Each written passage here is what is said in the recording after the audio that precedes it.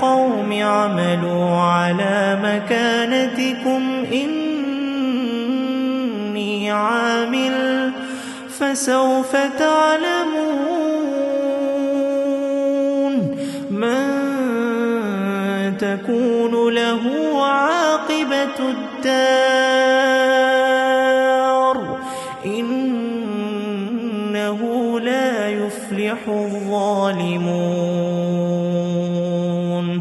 وجعلوا لله مما ذرأ من الحرث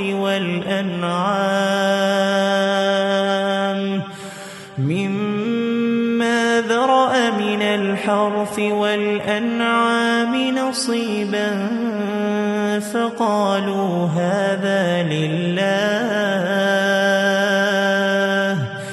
فقالوا هذا لله بزعمهم وهذا لشركائنا